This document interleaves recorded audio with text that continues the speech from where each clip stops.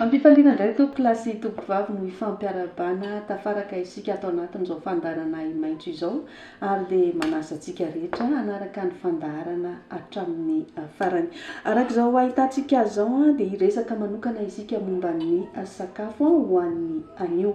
Ny sakafo izay tsy afaka misaraka amin'ny fiainantsika zanak'olombelona. Farafahakeliny isika dia intelo no misakafo ao anatin'ny ray andro. Ankoatra itsika zanak'olombelona dia ireo zava-mananaina rehetra dia mila an'izay hoe sakafo izay. Ahoana ary ny tokony atao? Inona ny fomba, inona ny paikady ahafahantsika mahazo an'izay hoe sakafo maro loko izay na sakafo ara-pahasalamana izay tena takitsika izay.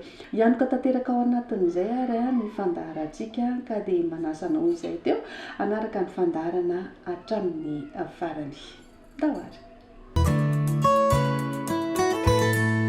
Momba ny sakafo ara-pahasalamana zany dia misy ny sakafo ara-pahasalamana miovaova maro loko, dia misy reto loko anankifito reto. Izany hoe ao zany ny sakafo mitondra hery fiarovana, hery fiasana, hery fanorenana. Dia ireo mila tadidiny ireo. Dia rehefa natao zany ny fanamorana dia navadika ilay izy, misy fomba nataony zareo hoe nitricarte nitondra zareo anazy dia lasa loko anankitelo sisany. Izany hoe ilay nitricarte zany lasa loko telo ohatr'izao. Dia ao amin'ny loko anankitelo io zany misy ny hery fanorenana, dia hery fiarovana, dia ato amin'ny farany ato hery fiasana. Dia ny ao amin'ny hery fanorenana sy ny hery fiarovana ary ny hery fiasana zany ny voalohany hery fanorenana, misy ny hazandrano sy ny biby sy ny zavatra azo avy amin'ny biby rehetra toy ny frômazy, ny yaourta, ny dobera. Izay zany ny amin'ny hery fanorenana. Dia ny hery fiarovana indray misy ny voankazo sy ny legioma rehetrarehetra. Miloko maitso izay hery fiarovana izay. Dia ny hery fiasana ny vary, ny hazandrano, ny zavatra mahasolo vary. Dia nahatonga anazy natao an'izay loko telo izay zany mba hitadidian'ny renim-pianakaviana hoe rehefa ao ireo loko telo karazany telo ireo dia efa sakafo ara-pahasalamana izy izay. Fa tsy voatery hitadidy an'ilay loko anankifito ato intsony satria sarotra ho an'ny renim-pianakaviana ny hisafidy an'ireo loko ireo dia izay no nanondrena zareo an'ilay loko anankitelo. Dia rehefa eo amin'ilay sakafo ara-pahasalamana amin'ilay loko telo amin'izay zany dia misafidy ny olona. Misafidy izy. Ohatra zany zao hoe misafidy ny yaourta efa zavatra azo avy amin'ny biby. Dia io ohatra ny yaourta ataony. Dia biscuit indray satria efa misy lafarinina dia mahavita mahasolo vary. Mahasolo vary satria efa misy lafarinina. Dia io konko zany ny anankiray. Dia ity indray misy voankazo. Voankazo mihitsy io no mipiretiny fa tsy nahodina. Dia io konko zany ao anatin'ilay sakafo ara-pahasalamana. Izany hoe ireo telo ireo zany efa mahavita sakafo ara-pahasalamana. Izany hoe ity hery fanorenana, dia ito hery fiasana, ito hery fiarovana. Dia ireo anankitelo ireo zany dia efa mahavita sakafo ara-pahasalamana. Fa tsy voatery hitady zavatra sarotra be. Ohatra anankiray ihany koa sakafo ara-pahasalamana. Ohatra izy zany zao nahandro vary izy ny maraina dia atody ny laokany. Atody ny laokany ny maraina. Fa nahandro vary izy ny atoandro dia petit pois ny laokany. Petit pois ny laokany ny atoandro dia nihinana manga izy teny anelanelan'ny teny. Dia efa sakafo ara-pahasalamana zany izay satria ny vary hery fiasana, ny atody hery fanorenana, dia ny petit pois sy ny manga hery fiarovana. Dia efa sakafo ara-pahasalamana zany izay. Dia tsy voatery hitady zavatra lafo be fa zavatra misy amin'ny fiainana andavanandro. Dia efa tsy atahorana intsony hoe tsy ho ampy ilay hery fa efa mitambatra ao daholo. Hery fiarovana, hery fiasana, hery fanorenana.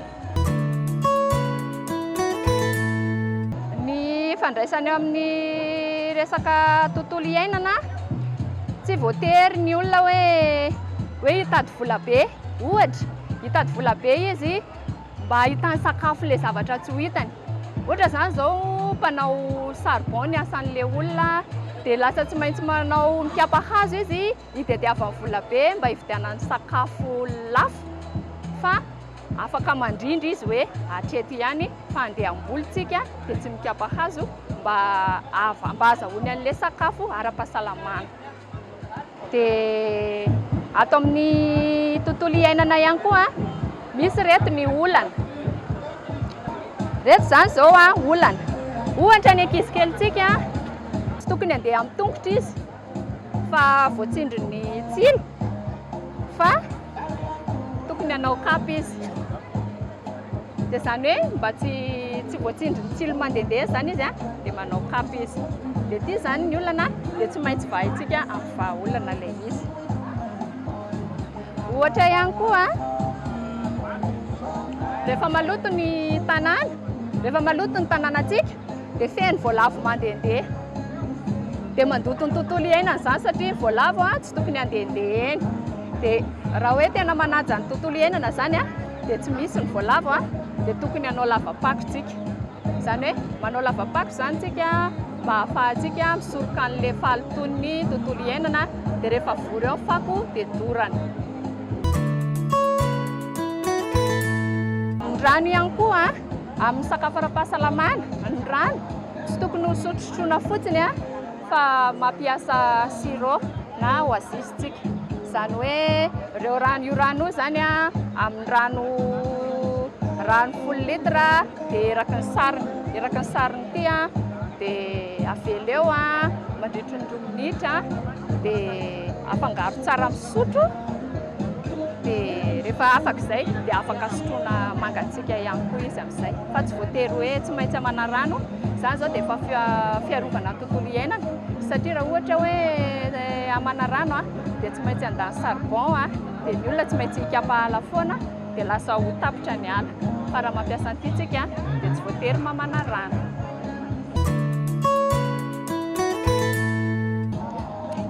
Eo amin'ny fahadiovana, ny sakafo hohanina zany dia natao sakafo ara-pahasalamana foana ary tena ilaina mihitsy ny fahadiovana.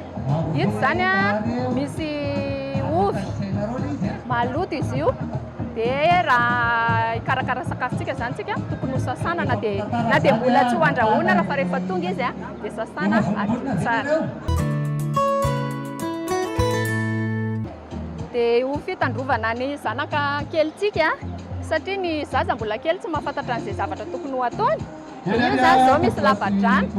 Dia ny lavadrano zany tsy tokony avela fotsiny amin'izao hoe tsy sarona fa tokony saromana foana ny lavadrano. Ilaina saromana foana zany lavadrano mba tsy hampihibozany taranak'itsika malagasy. Dia manentana antsika amin'ny fiarovana ny tontolo iainana indrindra fa ho an'ny rano sy ny hazo satria ireo no tena ilaintsika betsaka indrindra. Raha ohatra ka tapatapahana ny hazo dia tsy hisy tsony ny rano. Ary raha ohatra ihany konkoa tsy misy ny rano dia tsy hisy sakafo anantsika sy andrahoana sakafo sy hidiovatsika. Dia mila zany manaja ny tontolo iainana. Dia tanina ihany konkoa tsika amin'ny resaka fahadiovana. Tsy voatery hoe handany vola be raha ila fahadiovana fa rehefa ny zavatra eo am-pelantanantsika ny ampiasaintsika dia efa afaka madiotsika. Dia sakafo ara-pahasalamana koa toy izay. Rehefa mihinana sakafo ara-pahasalamana tsika dia ho salama foana. Tsy voatery hoe handany vola be hoe hividy hena na hividy trondro fa afaka izay kely eo am-pelantanantsika no ampiasaintsika fa hay fotsiny mijery hoe ity ny hery fiarovana, ity ny hery fiasana, ity ny hery fanondrena. Dia fa mavo hery fiasana, maitso hery fiarovana, mena hery fanondrena. Ny tokony sakafo hohanina zao rehetra hoe sakafo ara-pahasalamana, manao vary sosoa maraina dia asiana voanjo, totom-boanjo. Dia manao vary atoandro indray ohatra hoe vary maina dia na ravim-bomanga sy voanjobory na fangaronao ataonao laoka sakafo atoandro. Dia amin'ny atoandro ianao na ianao mihinana akondro kely na mihinana manga na izay voankazo hitanao dia efa afaka sakafo ara-pahasalamana ny filazan'izay. Dia ny hariva raha ohatra moa ny olona misy manao laoka hariva, laoka hafa dia tsy manino, ohatra hoe trondro sira ohatra ny endasiny ilay aty ambanivohitra dia efa mety, fa na tsy manao laoka hafa ary izy fa iny laoka ny atoandriny ihany dia mbola azo lazaina hoe sakafo ara-pahasalamana ihany izay satria efa feno tao ilay loko telo. Dia manentana antsika ny sakafo intelo isan'andro, maraina, atoandro, hariva, satria raha ireo ny feno dia hanana hery entina hiatrika ny tontolo andro ny olona ary tsy voatery hoe ho marefo, fa raha tena ampy anazy ny sakafony ary ara-pahasalamana mandritra maraina, atoandro, hariva dia tena tanjaka afaka hiatrika tsara ny fiainan'ny olona.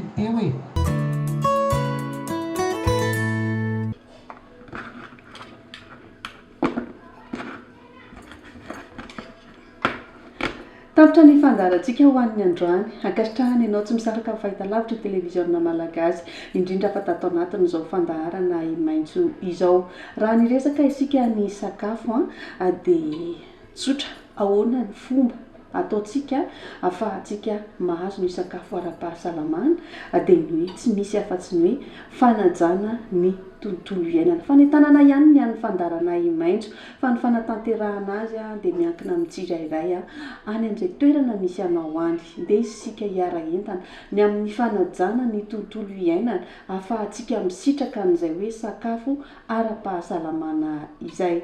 Manome fotoananao sady ny fandarana maitso ho amin'ny manaraka indray, resaka isika aloha hevitra vaovao izay ataontsika sady inona ihany koa fa mahaliana atsika tsirairay avy. Dia ho amin'ny manaraka indray ary mandram-piana tompokolahy mandram-pitafa tompoko vavy, mankamamy, mankatelona, mankasitraka veloma tompoko.